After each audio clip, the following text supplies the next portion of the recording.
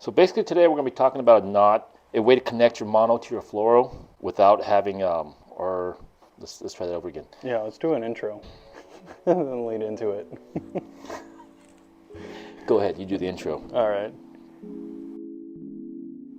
Hey, what's going on out there, fishing fam? Ray Sharifi here, the Dirty Hookers, and back with Cesar from Phoenix, once again here in Eric's Tackle Shop. And today we're going to be breaking down some of the key things about flyline fishing, because I've been getting a lot of questions lately. What do I recommend for flyline? What knots, what hooks, everything like that, just because the tuna bite has been so great. So I was able to get Cesar to free up some time once again, and Eric was gracious enough to let us come back in the shop. We're going to do another seminar video for you guys, focusing specifically on flyline fishing. So one of the things that people are always afraid of when they're flylining is fishing too light of a line for these tuna. Problem is, people got to understand that if your line's too thick and your baits are weak, especially when the water's warm right now, the baits don't have a lot of time to cure, they're not very strong. You need to go thinner line to get bit. I see a lot of boat skippers telling guys 20, 25 pound test, no more than 30. I hear a lot of guys having problems fishing the lighter lines and they're breaking their fluorocarbon leaders all the time. One of the reasons why you break a lot of fluorocarbon leaders is because your braid has no stretch and your fluorocarbon has very little stretch. So on the impact of a bite or a hook set, you put so much stress on the connection that you break your line.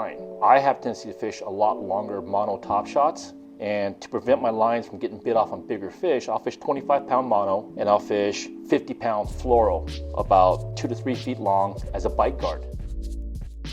And the way we connect it, it's called a Seagar knot. So the three things you need for a Seagar knot is you need your monofilament main line, your fluorocarbon about 3 feet, and last but not least, you need some chopstick.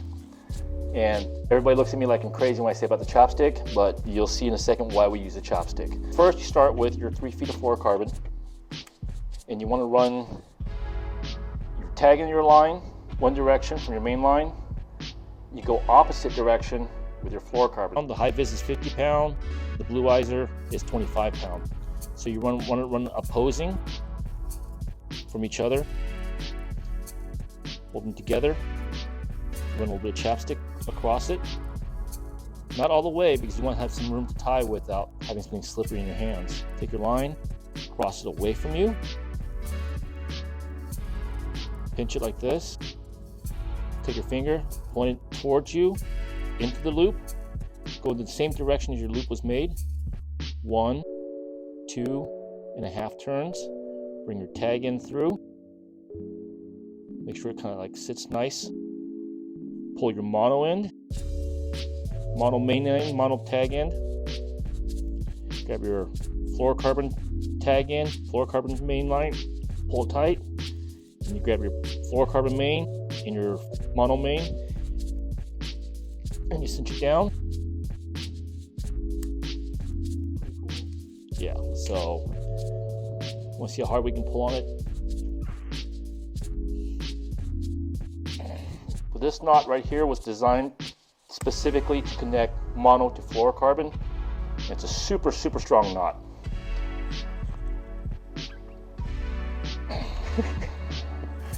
Let Ray pull on it, so I'm not playing any kind of funny tricks with the line. So he actually showed me this knot literally a week before my 2.5 day trip that I recently just went on. I went ahead and gave it a try as well, because I know how taboo it sounds to go from lighter line to heavier line. And this trip, it really did play a role where we wanted to fish lighter line. We were fishing 20 to 25 pound test against 30 plus pound yellowfin and bluefin tuna. So I tried the 30 pound to a 40 pound leader, 25 pound to a 40 pound leader, and it dramatically helped me land some fish. You're gonna fish it just like you would any other lighter fly line setup, but now you have a bite leader that's protecting you from being sawed off by the fish's teeth. Yeah, so the whole reason of this setup is that you can fly line a bait on 25, because that's what's pulling through the waters, your 25 pound main line. And then you have a short piece of 50 pound, and that's your bite guard. This is the part that runs inside the fish's mouth, along his gill plates, along his fins. This is what's keeping you from getting chafed off on a big fish. And that's the key thing, flyline fishing in general for finicky fish, is to have a lighter line so your bait can swim away from the boat. This will allow you to fish a lighter line with the confidence of a heavy bite guard, so you can pull really hard on it and not worry about a fish chewing you off on a long battle.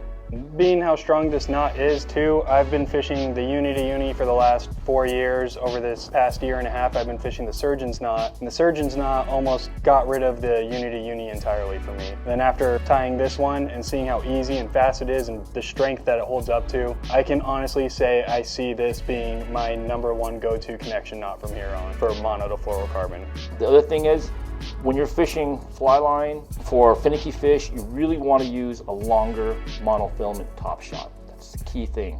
The monofilament top shot does 2 things. One, allows a weak bait to swim better through the water. People think that Spectra, because it's thinner, has less resistance in the water, which is actually not quite true because Spectra is a braided line. Braided line means it has textured surface. Textured surfaces have more drag in the water. So your monofilament is going to be a lot smoother going through the water. For a weaker bait, it's easier to swim with monofilament than braid. Second thing is, braid floats. Monofilament does not float. So if you're doing a long soak, you'll see a lot of guys with braid and short top shot, you'll see their lines on top of the water way back behind the boat, but their bait's only 2 to 3 feet down, or maybe 10 feet depending on how long their top shot is, because braid doesn't continue to float on top of the water. Now, the guy next to you fishing mono, you'll see his line, and his line will disappear 25 feet from the boat. You'll see it completely disappear into the water and go down. Well, at 200 feet back, the guy fishing Spectra with a 10-foot piece of fluorocarbon top shot, his bait's gonna be about 10 to 12 foot down. But the guy next to him fishing monofilament, 200 feet back, his bait would be 50 to 60 feet down in depth. So it makes a huge difference getting bit, especially for bluefin that don't want to come to the surface. Now, if they're wide open, they're biting on the corner, doesn't make a difference. Whatever way you feel comfortable fishing, that's the way to go. But if you fish for finicky, you should have at least one setup with 50 yards of mono. It's the way to go for offshore fishing for bait, fly lining. My biggest fish on 25-pound, set up with a 50-pound bite guard, is about 100 pounds. So you can pull pretty damn hard on these things. 4 years ago, we were at Guadalupe, and the bite got real finicky and really, really tough. We were getting bit in the morning on 60, 50, and 60-pound tests, and by about 11 o'clock, I couldn't buy a bite. And I start tying on a hook. Somebody taps me on the shoulder and says, "Hey, can I get a hook from you?" And I turn around, it was the skipper, and he was trying to get a J hook from me. He goes, "I'm dropping down to 30. I'm like, "Yeah, I'm dropping down to 32. And my boss looks at me, Jeff looks at me, they're like, "Are you fishing 30 pound? So we're both sitting there going, "Yeah, we're fishing 30 pound. I was fishing from 30 to 60 pound. Oh man, he goes, "If you get bit on that thing, we're not gonna see you till dinner time." Long story short, 2 minutes after I put the bait in the water, we hooked a 130-pound fish. 45 minutes later, we had that fish to the boat. And Jeff's like, "I can't believe you landed that fish that quick." It's surprising how hard you can pull on 30 pound, even 25. Most people don't realize how tough 25 is. If you tie 25-pound mono, set your drag, and have somebody pull on it, and you'll be surprised how hard you can pull on this stuff without breaking it. So now we're going to talk about hooks. It's very important when the fish are finicky to fish small hooks, and I hear a lot of guys asking what size circle hooks they should fish. So you can see right there, this is the Mutu circle hook size 2. This is a 1/0 offshore J hook. The hook sizes are very similar dimension-wise, but the gap is so much bigger and so much easier to hook a bait with a bigger gap in the offset point than it is to try to pin a circle hook on a bait because of the size of the gap. That's why on the smaller hook sizes, I recommend going with the J hook versus a circle hook. And the trick with fishing the J hook versus a circle hook is that when you get bit on a circle hook, you give it a 10 count because the fish has to swallow the bait and it has to turn around and swim away from you for the hook to run out of his stomach back into his corner of his mouth to catch. On a J hook, instead of giving it a 10 count before you put it in gear, give it a 3 count, you put it in gear, and it's going to hook him in the corner of the mouth just like a circle hook would. So when you're fishing small hooks like this, it's almost better to go with a J hook versus a circle hook for 2 reasons. One, you're using the same size hook for weight-wise, but you have a bigger gap, so it makes it a lot easier to pin a bait on. And being that you can pin a bait on, the faster you can get a bait pinned on, the faster you can get the bait in the water, the better the chances of your bait getting bit. Your bait's going to stay livelier. The longer it takes you to handle a bait to put a hook in it, the more likely your bait's gonna be weak by the time you put it in the water. So the other thing we get asked a lot of, ringed hook or non-ringed hook. Ringed hooks, if you have it, great. You can tie a ring hook, whatever knot you want. Don't have a ringed hook, don't have to panic. There's a knot, it's called a loop knot, and you can tie it on non-ringed hooks. And I actually like that better than the ringed hooks because of 2 reasons. One, it's less weight on a not so healthy bait. The other reason is it's quiet. You don't have that clanking of the ring on there. Again, when fish are finicky and picky, as little noise as possible. That's not natural. Okay, now we're going to do a loop knot for the hook. So you start by doing overhand knot in your line. Give yourself 6 to 8 inches. I like to go a little bit longer, like 8 inches. Pull your loop till it's very slight. You want to hold your knot right there. Run your tag in through your hook's eye. Take a little bit of chapstick and run it from your hook about halfway up, 2/3 of the way up your line, your knot. Take your tag in, put it through the knot that you created the same way it came out. So if it came out on this side, you want to go back in on that side. Stick it through. Create the size loop you want for your hook. Pinch it down and hold it. 4 to 6 wraps, depending on how thick your line is. So I'm doing a 4 wrap on this one. This is a little bit heavier. This is like 60 pound. Then take your tag in, bring it back through the knot that you created. Pull it down until it gets to that zone. Just kind of hold it a little bit and slide it with your thumb. Pull on your tag end.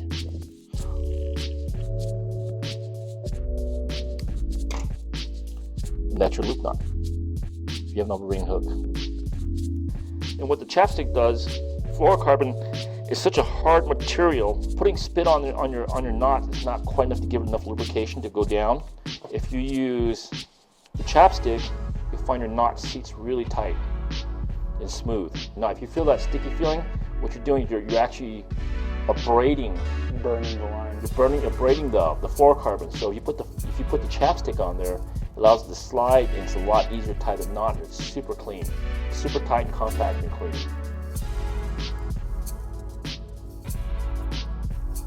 And then when you hook a bait, this is the other thing that people do a lot, especially with circle hooks, because they have a hard time hooking a shoulder or a collar. They always hook it through the nose. The problem with hooking through a nose is that, like on a cow or a bull with a ring through its nose, the reason they have it there is so you can lead it to where you want it to go. So when you nose hook a bait and you fly line it out there and you have any kind of tension, what happens is, if the bait's not swimming, you start rolling your reel back a little bit, you're dragging the fish's head around back, pointing towards your boat. So instead of swimming away from the boat and going down, now your bait's swimming back towards the boat. That's what you don't want. You want your bait to swim away from the boat, not towards the boat. So we recommend, if you're going to fly line on a finicky bite, there's 2 positions you want to think about hooking the bait. One is what they call a shoulder hook. This is going to be the shoulder hook. You want to grab your bait from the tank, cradle it gently, put your thumb and index finger over its eyes, and that will settle it down. And you want to run the hook about where your knuckle is on your thumb, 1/8 of an inch down, run it through. That's what they call a shoulder hook. That's what's called a shoulder hook. It's a much better way of hooking. Your bait will swim out on the surface. It might swim down a little bit, but usually swims out more on the surface. If you want your bait to swim down, if the fish are in the deeper water columns, you want to do what they call a butt hook. A lot of guys do a butt hook across this fin right here, and the problem is it just pulls right out.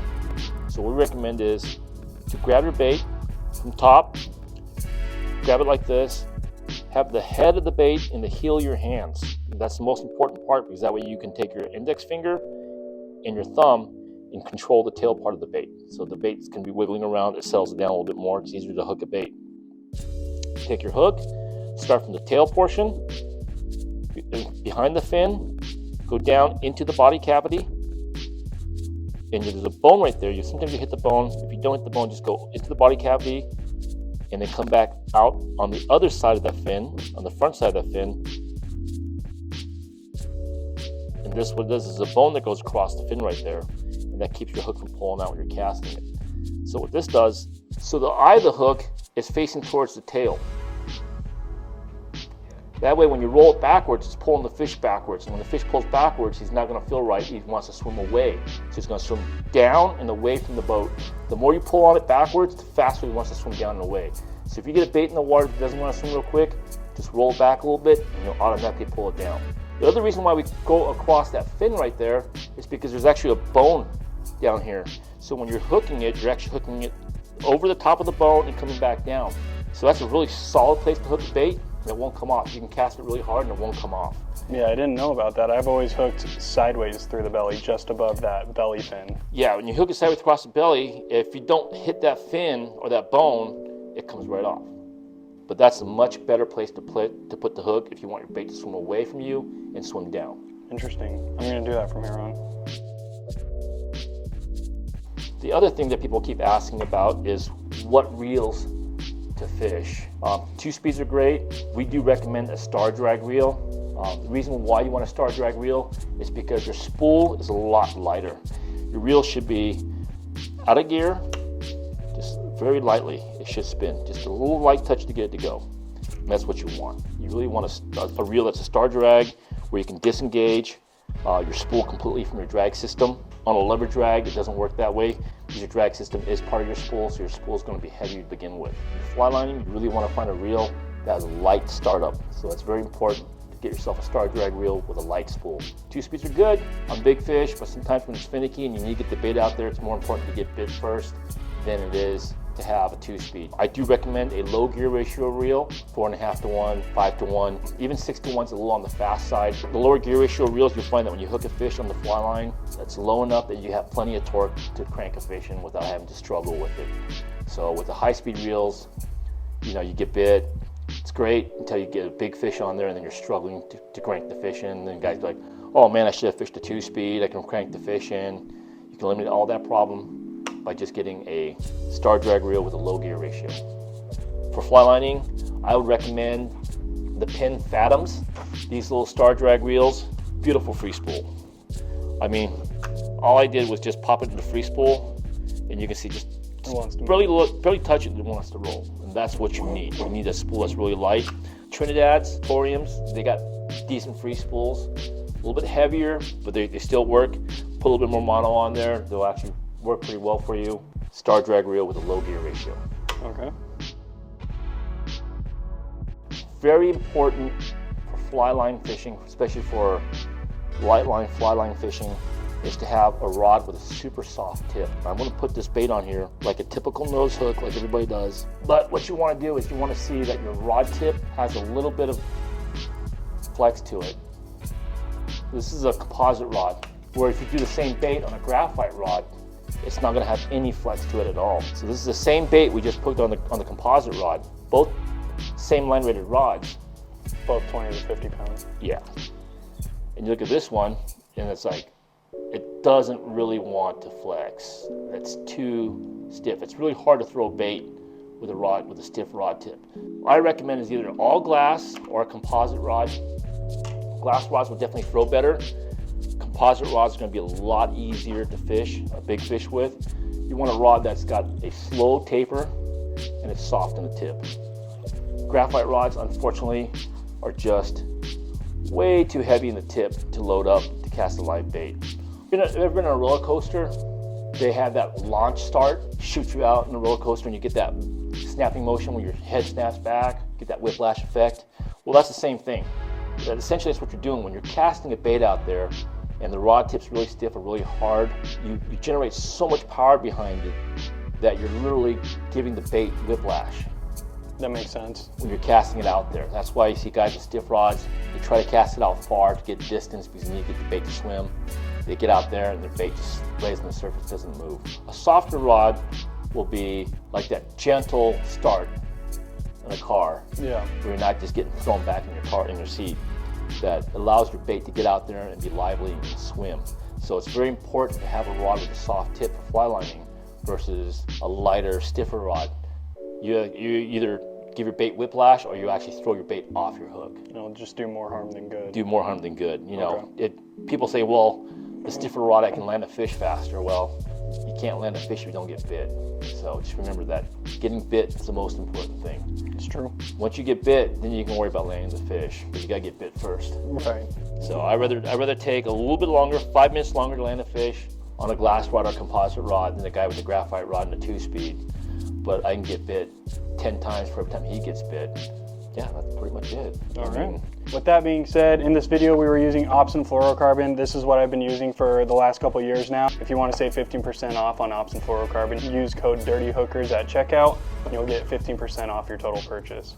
I think that pretty much sums up everything that we needed to talk about over flyline fishing. I'm really glad we did this again because I myself learned quite a few things myself as well. Things that I've been doing a little bit wrong, and I'm glad that I'm going to be able to correct that from here on. As always, thank you, Cesar, for spending the time to shed some knowledge on us. Thank you all for watching. Stay tuned for some future videos, future tackle talks with Cesar here in Eric's Tackle, along with some new future people as well. And hopefully in the near future, we'll be able to do an on the water how to fly line seminar as well. As always, thank you all for watching. Please give this video a nice big thumbs up, subscribe to the channel if you haven't already, and we'll see you all next time.